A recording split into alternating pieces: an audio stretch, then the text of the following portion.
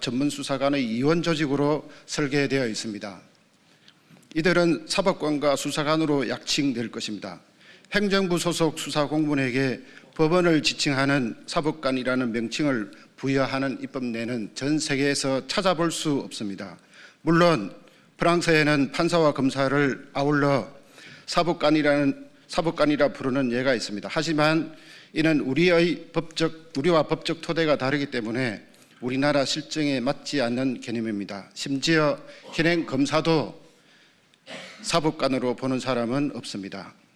더 심각한 것은 자문위에서 전혀 논의되지 않았음에도 법안은 검사 출신들을 특별 대우하기 위해 수사사법관이라는 지위를 부여하고 있다는 점입니다.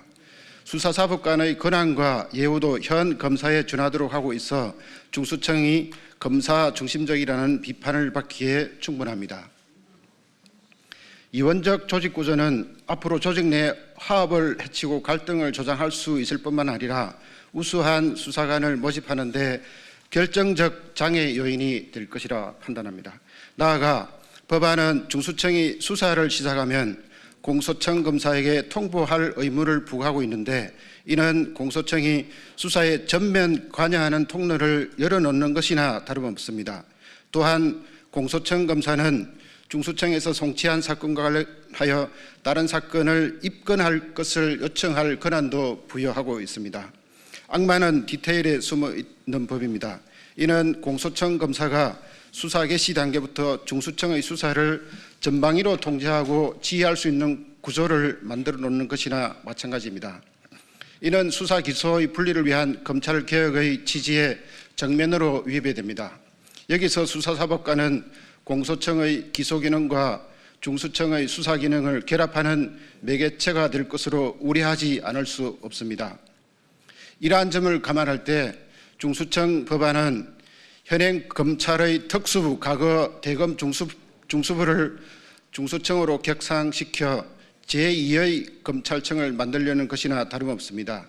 또 다른 검찰을 만들기 위해 굳이 검찰을 폐지하였다는 것입니까? 현재의 검찰을 대신하는 제2의 검찰청을 설립한 뒤 검사들이 계속 특수 중대범죄 수사를 독점하도록 하여 향후 수사권과 기소권을 한 손에 쥔 검찰청을 다시 부활시키겠다는 의도가 숨어있는 것으로 의심하지 않을 수 없는 이유입니다. 이번 중수청 법안이 과거 대검 중수부 검사들의 오랜 꿈이었던 대검 중수청을 실제로 구현한 것이라는 말이 공공연하게 나오는 것 역시 같은 맥락입니다.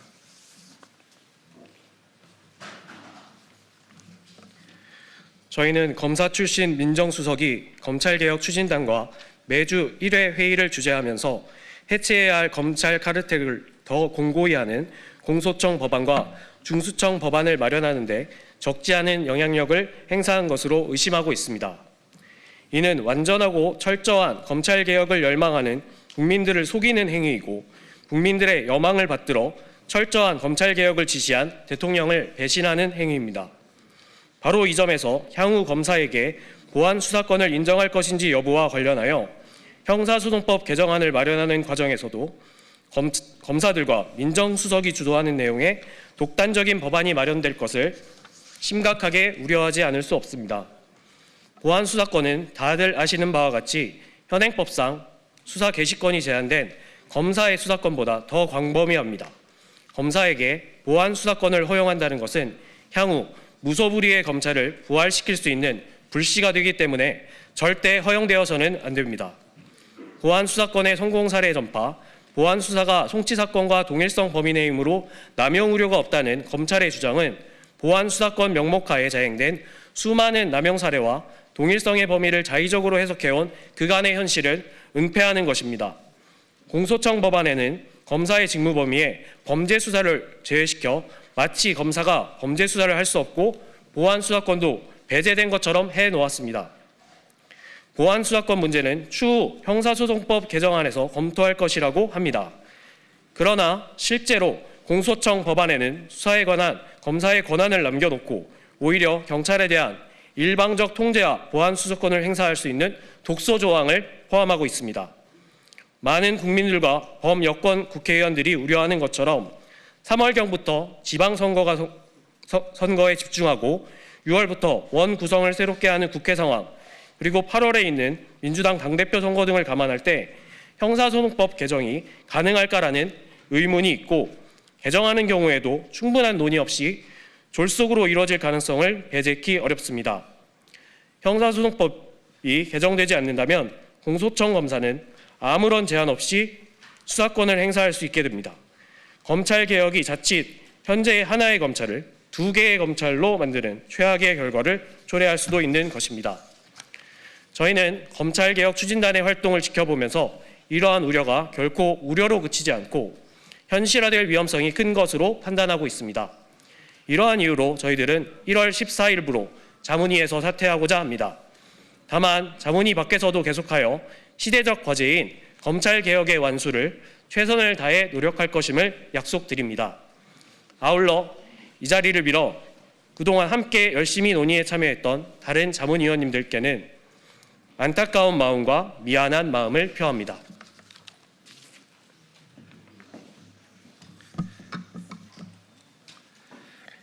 오늘 이 자리에 일정상 참여하지 못한 김성진 변호사를 비롯하여 자문위를 사퇴한 6인은 의병과 같은 상황 인식과 심정으로 뜻을 함께하여 행동합니다. 저희들이 국회에 소재한 기자회견장에서 이렇게 말씀을 드리는 이유는 입법권은 국회에 속하기 때문입니다. 헌법에 그렇게 규정되어 있습니다. 정부는 대통령 명의로 법률안을 제출하는 것이고, 국회는 국민의 대표자로서 법률안을 의결합니다. 대통령은 법률안에 대해서, 의결된 법률안에 대해서 제의를 요구할 수 있습니다. 거부권이라고도 칭하기도 하지요.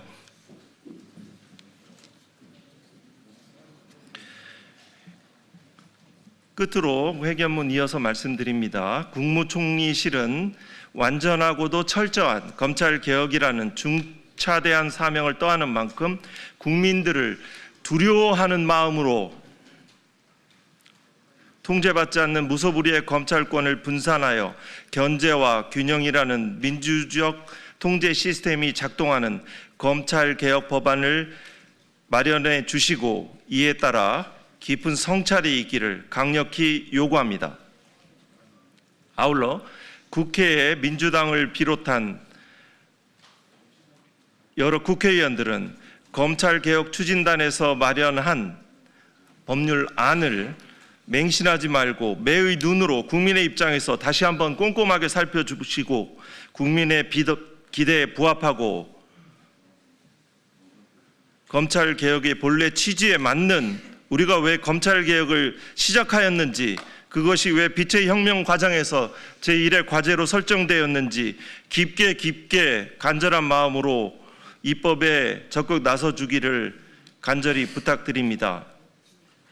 이번 입법 외계된 중수청 법안은 대검 중수부 2013년 4월에 폐지된 것처럼 보이지만 대검 중수부 윤석열 피고인도 마찬가지고, 여러분들이 알고 있는 많은 검사들, 대검 중수부 검사들 사이에 공공연히 이야기하였던 대검 중수부 검사들의 오래된 꿈인 대검 중수청, 사법관으로 약칭되지만 실상은 검사와, 수사관으로 약칭되지만 실상은 보조자에 불과한 3,000명의 규모를 갖는 대검 중수청을 만들려는 의도하에서 기획된 것입니다.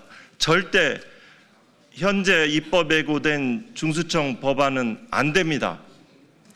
공수청 법안은 또 어떻습니까? 수사를 하지 못한다는 명시적 규정이 들어가야지 수사 인력을 어떻게 배치할 것인지 조직법으로 최소한의 완성된 기초를 가집니다. 수사는 무엇입니까? 대법원 판례에서 이렇게 정의합니다. 범인을 발견하고 확보하고 증거를 수집, 보존하는 수사기관의 활동이라고 합니다. 검찰은 수사기관이 아닙니다. 공소 전담 기관도 아닙니다. 소추 기관입니다. 기소를 하고 공소 유지 활동을 하는 소추 기관일 뿐입니다. 수사를 해서는 안 됩니다. 형사소송법에 검사 작성 피의자 신문 조서, 참고인 진술 조서는 삭제되고 사라져야 합니다.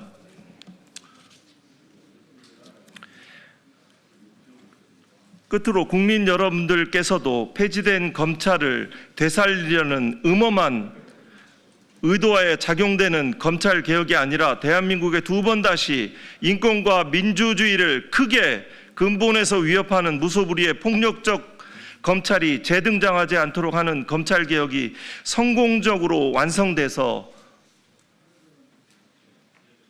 수 있도록 끝까지 엄중한 감시와 각자 맡은 자리에서 하실 수 있는 일들을 함께 하셔 주시기를 간곡히 호소합니다. 감사합니다. 네, 이상으로 국무총리실 산하 검찰개혁 추진단의 자문위원회 자문위원들의 기자회견은 마치고요. 나가서 기자분들의 질의응답 받도록 하겠습니다. 감사합니다.